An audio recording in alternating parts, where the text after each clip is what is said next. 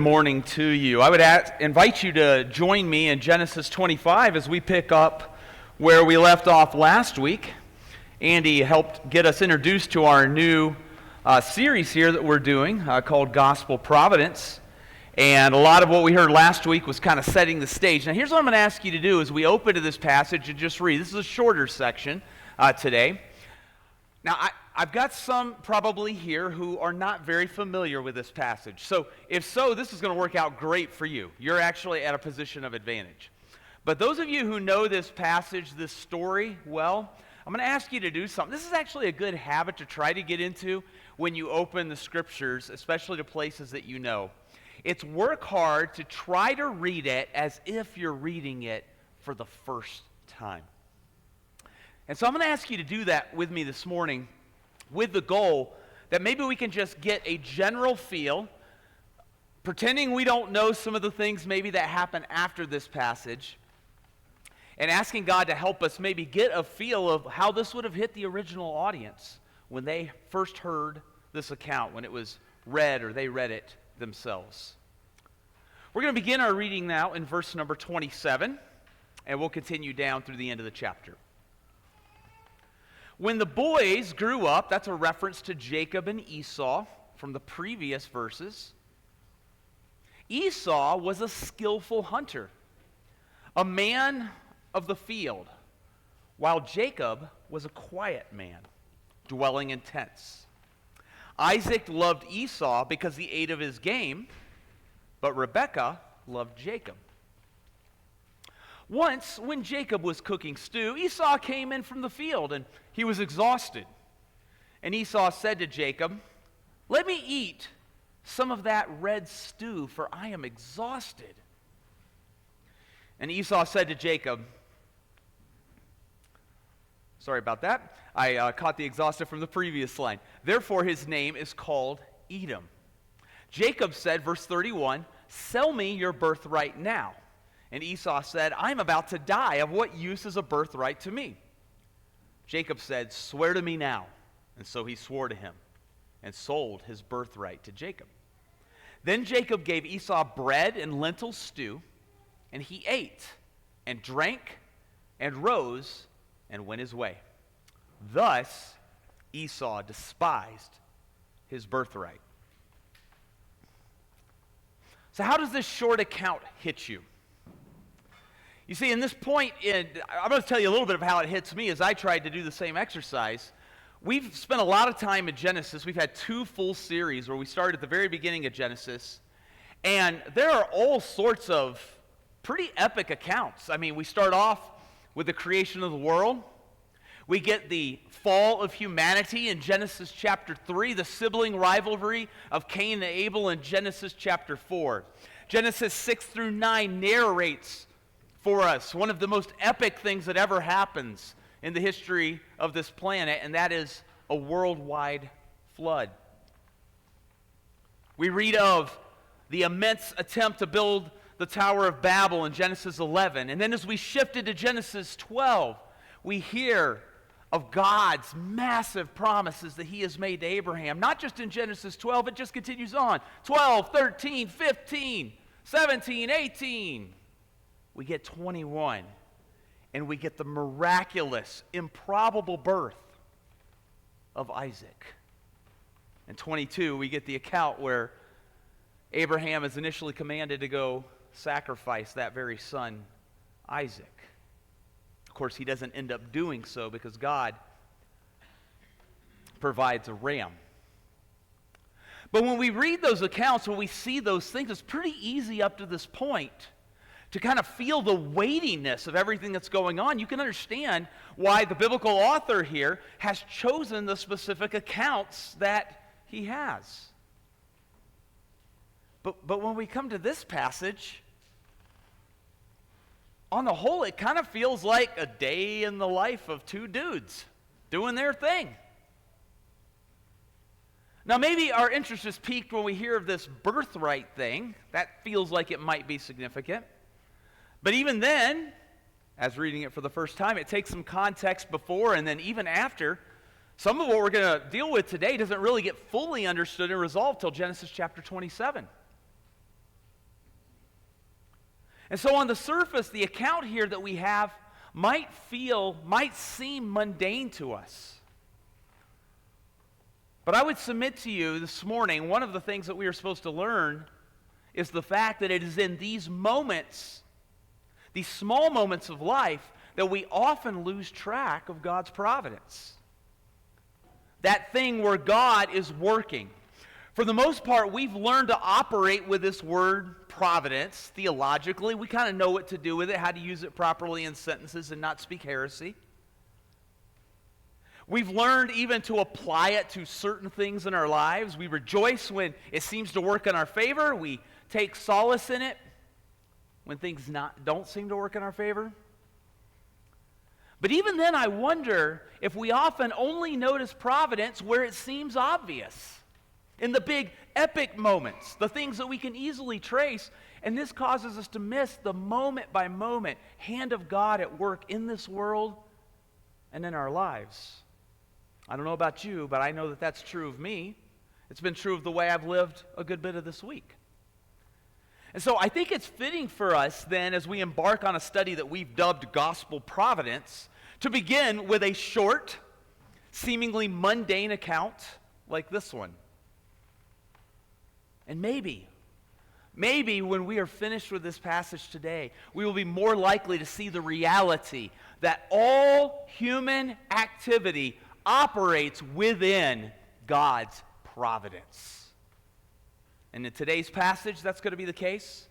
It's going to be the case in the future narratives through the end of the book of Genesis. And yes, my friend, it is also the case in your life and in mine. The verses prior to today's text record the conception and subsequent birth of these twin boys of Isaac and Rebekah named Jacob and Esau. Verses 27 and 28 then provide a little bit more background before we kind of get into the meat of the narrative. So let's revisit those two verses for just a moment. Beginning in verse number 27, we are told of a time. Time moves quickly. We hear of their birth in the previous verses. Now they have grown up. When the boys grew up, we find out something about both of them. First of all, Esau was a skillful hunter. He is a man of the field. This seems to be an indication that he is a successful outdoorsman. He knows what he's doing. This, of course, is in contrast to Jacob, who is identified as a quiet man. Now, some of you might have different translations of the Bible in front of you. I will tell you this, the Hebrew word translated quiet here in the ESV has been one of the more perplexing things for the translators to try to figure out when it comes to that. So if you've got a different translation, you might see some other words that I'll give in just a moment. Here's the problem. Most of the time when this word appears in the Old Testament, it means to be complete or to be blameless. But then when you study the life of Jacob, you're like, I don't quite think that's the vibe that we're going for here.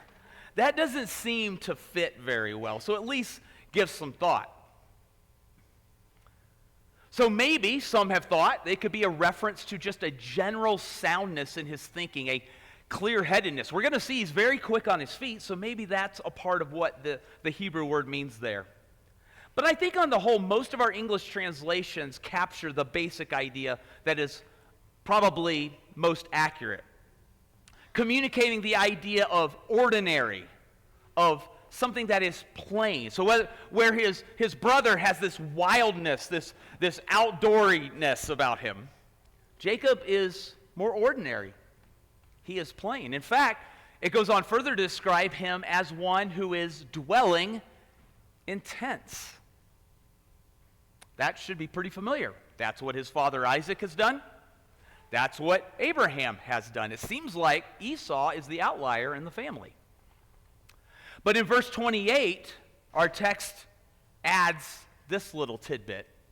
And the first part of it actually isn't, the full weight of it is not going to come to fruition until Genesis chapter 27. So I encourage you to file it away. Isaac loved Esau, notice the reason, because he ate of his game. Now just file that away. We're not going to revisit that today. But you're going to need that information when we hit Genesis chapter 27 in a few weeks. What we find out here is that Isaac has a partiality toward Esau, and it seems to be connected specifically to the outdoor nature of Esau. And then we're told in verse 28, but Rebekah loved Jacob. Now, some like to conjecture that this is due to Jacob being more of an indoorsy person instead of an outdoorsy person. But notice that the text does not say that. In fact, the text does not give us any reason for why Rebekah loves Jacob more and shows priority and favor to him. And by the way, I would like to say this, as we move forward, I've noticed this as I've studied the Bible more. Many times there are ideas that have come about where people have just said things like that, like Rebekah loved Jacob because he was more of a homely type of person or whatever. Well, maybe, but the text never says that, so let's be careful with our assumptions. There's a couple of other spots later in this particular account where, again, there's kind of things that get said in the Christian world. We just kind of assume certain things to be true, but the text doesn't indicate that at all. And so just keep an eye out for that as we move forward. So the stage is set. And that brings the big idea of this opening scene of the Jacob drama into focus. So I'm going to present it here, and then we're going to develop it as we work through the rest of the narrative. And that is this. You must rest assured that God is always accomplishing his purposes. After all, that is what providence is. God doing what he purposes to do in humanity and in all of creation. God's not reacting to things that are spinning out of control and he's got to jump in and fix things. He's not doing things despite the maneuverings of sinful humanity. He's not sitting in heaven just going, oh, I got to fix that. No, he is always accomplishing his purposes in every single moment, no exceptions. And that, my friend, is something in which you can be absolutely assured. So we are going to just in the next few moments briefly look at three displays in the human realm. Three areas in which we're going to see God operating in that providence, being in absolute control. These three are not the only areas, but they're actually three of the most challenging for us to wrap our minds around. So I think it will be a help for us. How this all goes down may perplex us at times, but make no mistake, God is at work. So first of all, as we enter into the next portion of our text, the primary narrative there, beginning in verse number 29, we are going to see, first of all, that human desire operates within God's providence. That's the first realm of humanity. Human desire, or maybe we could say human passions, if we want to go back to some of our language back in our James study. Let's pick up the account there in verse number 29. Once, when Jacob was cooking stew, Esau came in from the field, and he was exhausted. And Esau said to Jacob, "Let me eat some of that red stew, for I am exhausted."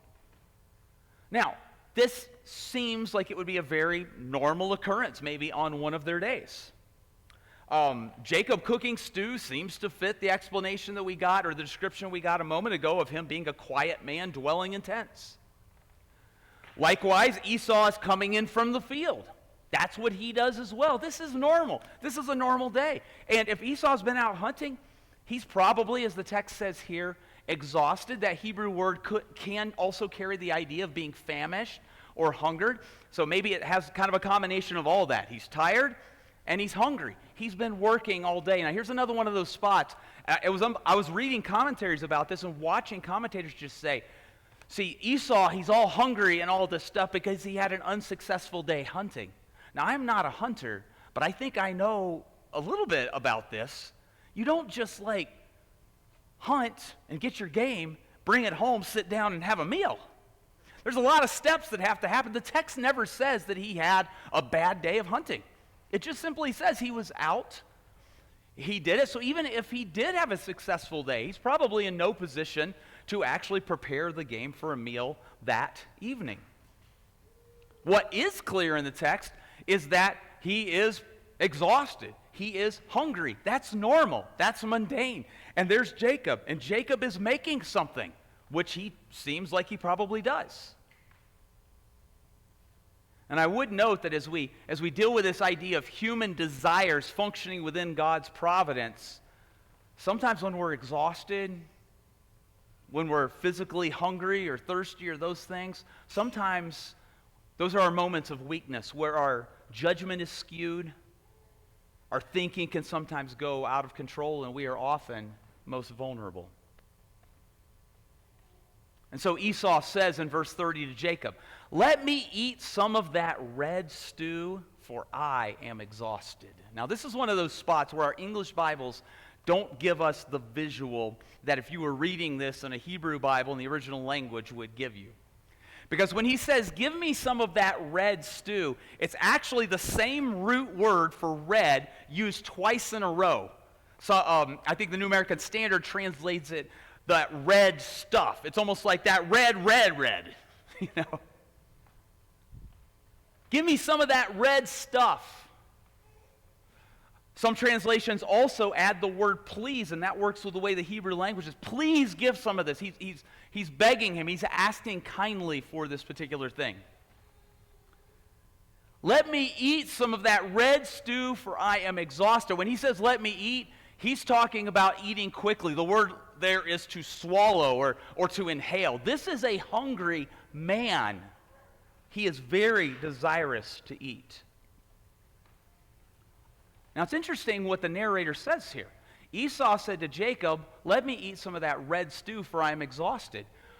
Red has appeared twice. Then in parentheses you get this phrase, "Therefore his name is called Edom." That's also the same root. 3 times in the same verse. So you have, "Give me some of that red. Therefore his name was called Red. Edom." Now that's a proper name for the same thing, and that's going to carry some great significance. So one of the things we want to do when we're reading these accounts, we can jump in and try to figure out how does this apply to my life, and what do I need, and even how do I see Christ in the gospel. But we also need to think through the original audience. What would they have been thinking? Well, here you have the second generation at the end getting ready to come into the land of promise, and they would have remembered something that happened back in Numbers chapter 20. You see, Numbers chapter 20, the children of Israel were moving in the path that God had directed them to, and there were a couple of different times that they approached a country and asked if they could just have peaceful passage through it. We're not going to mess with any of your stuff. We just want to stay on the main road instead of having to go all the way around. One of those countries was Edom.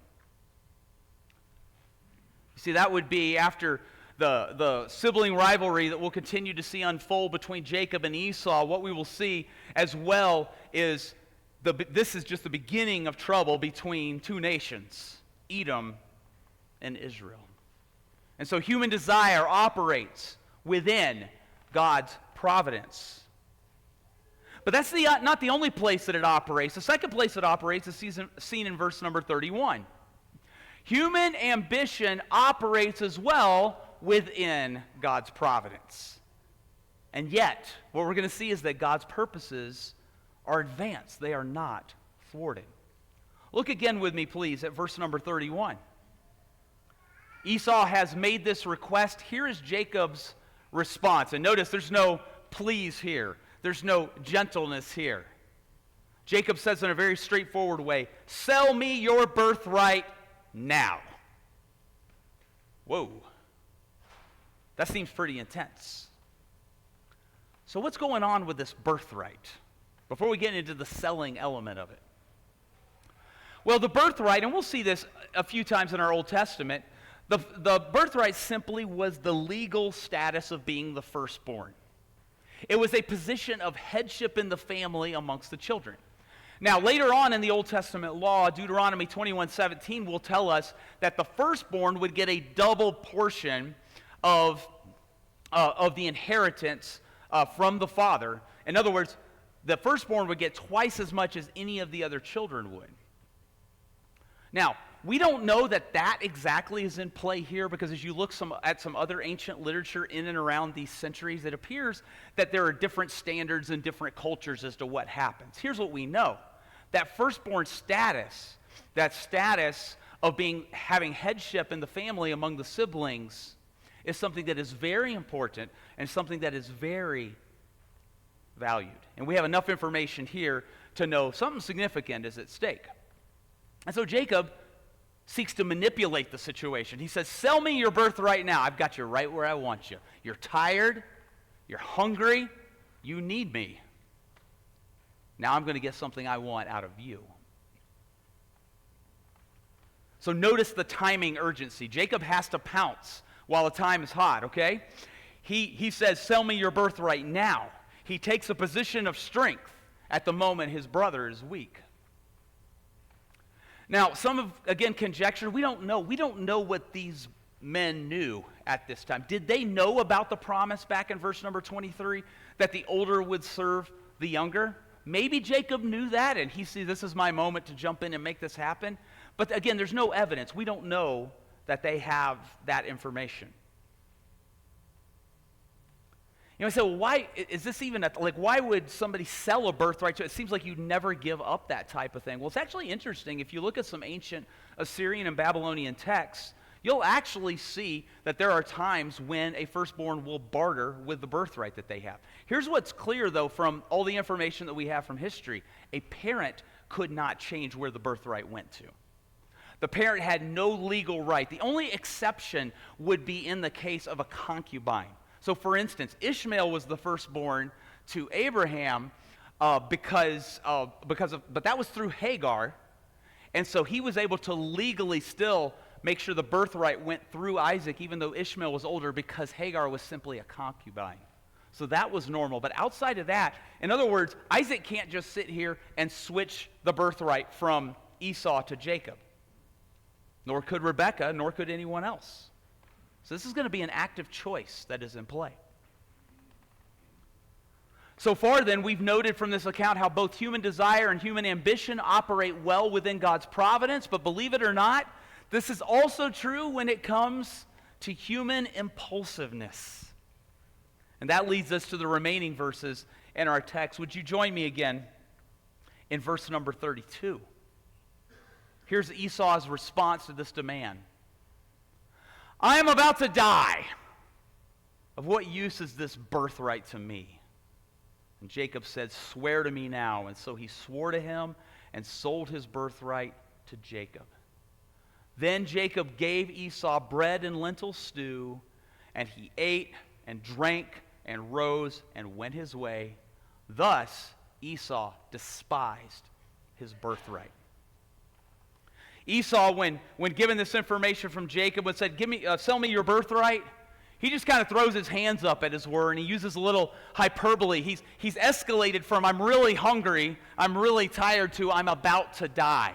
Now, any of us any of you who are parents, or you've taught kids, or you've been in a nursery or anything like that, you've heard this before. The escalation. You take something that's true and then you just multiply it times about 1,000,000. And that seems to be what Esau does here in this moment.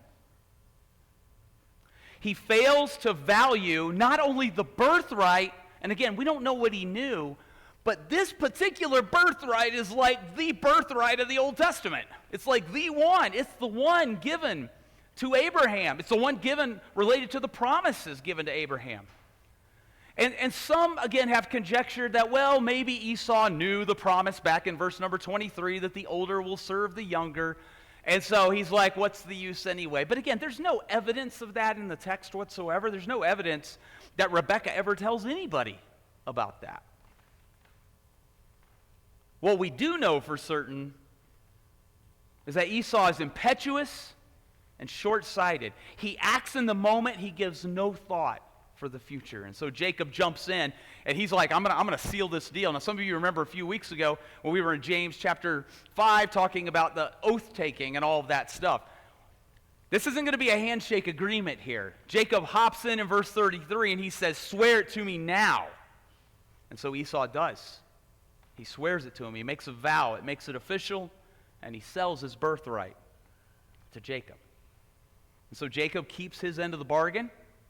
He gives Esau some bread and this lentil stew. And it's so interesting. Read. He ate, he drank, he rose, he went his way. Esau treats this just like any other moment sitting at the table eating. I'm hungry, I'm going to sit down, I'm going to eat, and I'm going to leave. Esau gets what he wanted, but just like our first parents did back in the Garden of Eden, he lost what he had. And so the narrator here comments on this at the very end of this chapter, the last phrase that we see. Thus Esau despised or repudiated his birthright. The author of Hebrews will agree with this assessment. In chapter 12, following the chapter 11, the great hall of faith, making a contrast between the likes of someone named Esau and all of the people that we see in chapter number 11, the author of Hebrews says it this way. See to it, he warns those people that he is writing to, that no one fails to obtain the grace of God, that no root of bitterness springs up and causes trouble, and by it many become defiled, that no one is sexually immoral or unholy like Esau, who did what? Sold his birthright for a single meal. Not a good trade. Not a good moment in the life of Esau. And so this interaction of providence with human choice is what we're faced with. These activities in a fairly mundane event are happening. What is God doing? And I think it's fair for us to just admit at this point, the interaction between God's providence and human choice is something that confounds us. And that's okay, because He is God and we are not. But there are things that we can understand. Let's deal with some of the things that we know for certain. First of all, God is most certainly determined, we saw this back in verse 23 last week, that the older would serve the younger. That was the determined grace we looked at last week. And yet, this is no mere executive fiat. What we have just read is Esau making a choice. He makes a choice to not keep that birthright. It was legally his. But he makes that choice.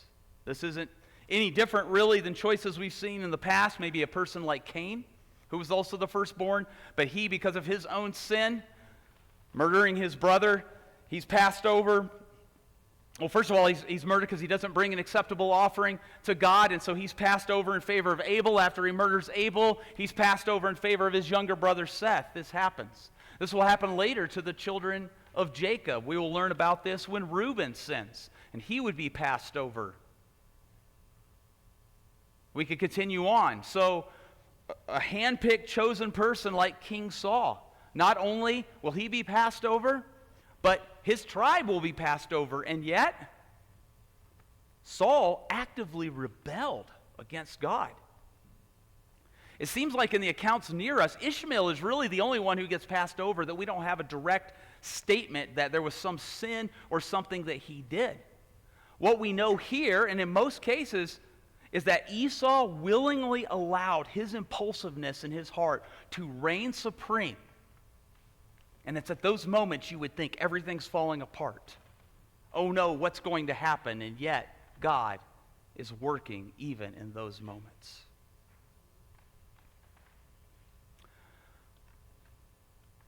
Now, as we look at an account like this, I think it's important for us to be careful not to miss the main point. This very short, seemingly mundane account plays a pretty significant role in the overall scheme of the biblical story of redemption. But it's easy to look at it and miss the primary application. Sure, playing favorites with children as Isaac and Rebekah did is not necessarily a wise idea. We could have that conversation, but that's not the main point. Yes, allowing human passions to rage to a point where you can't see straight is immensely damaging to one's thinking and future as it was to Cain's. But that's not the key takeaway either, even though it's true. Indeed, doing what Jacob did and scheming to fulfill your own ambition is a pretty low blow. But that's not the ultimate lesson here either. And certainly, impulsive sacrificing long-term opportunity for short-term wins is very tempting, even for God's people navigating a wicked world today. But even then, that application misses the primary point of this passage. Now, it's not that those are not important. It's not that there are not valid discussions to have about each of those things we see going on in the narrative. James helped us understand that that's the case. Our choices matter. But with that said, the key takeaway of this passage is wrapped up in what God is up to in the middle of all of these human machinations, and that is His providence at work. You see, when human passion is out of control, God is in control. When human ambition is on the march, God has already gone ahead. When human impulsiveness seems to mess everything up, God already has an answer. And if you, my friend, are God's child today, in His providence, you can safely rest. So what does that mean for you? What does that mean for me? Here are a few practical thoughts as we conclude today. It means this: your own wandering heart does not have the final word in your story. It didn't for Jacob. It doesn't for you. Your unchecked desires, your continued doubts, your divided loyalties, that's not the end. It also means that you, my friend, are not messing things up for God. Even when you sin, even when you fail, God has not entrusted you with that kind of power. It also means that you are not ruined by those who have sinned against you. God has not entrusted them with that kind of power either. Don't give it to them. And finally, it also means that you are not defined by your worst moments or your best moments. Instead, you are right in the middle of the redemption story with God at the helm and Christ at the center. And it is there that you must rest assured that God is always accomplishing His purposes. As surely as God's providence was at work in these early years of humanity, He is still at work accomplishing His purposes in and through you. And so, as we continue the narratives to follow in the coming weeks, conflict is going to continue to be there, specifically between these two brothers. And conflict will continue between the nations that come from them in the years ahead. But even as these two humans scheme and plan and react, God is establishing His chosen line, one that will produce the incarnation of His Son, Jesus Christ, as the fleshing out of the gospel, and nobody can stop it.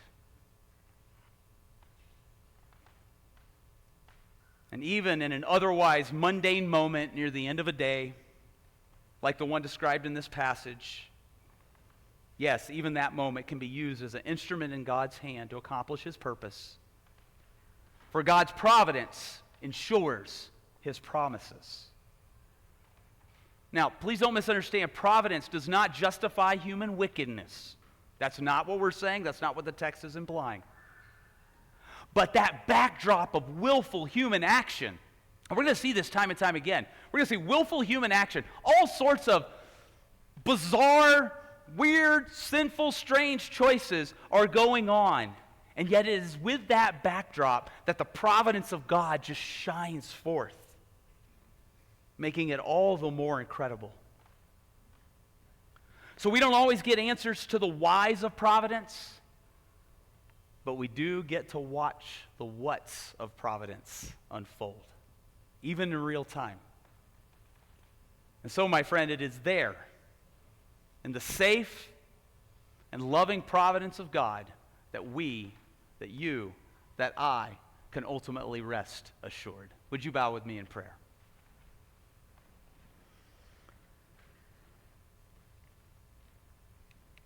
Our Father in heaven, you are our great God of providence. We thank you, O Christ, for submitting to the will of the Father. We thank you for how all of this is laid out in advance and how not a single human involved in this story of redemption can ever mess it up. Thank you that your Holy Spirit has seen fit to inspire these words in the ancient text, but even in this moment in 2025, to apply it to our hearts. Help us to see, help us to remember, help us to rejoice, and help us to rest assured that you are always accomplishing your promises and your purposes. And we thank you, for it is in the name of Jesus we pray. Amen.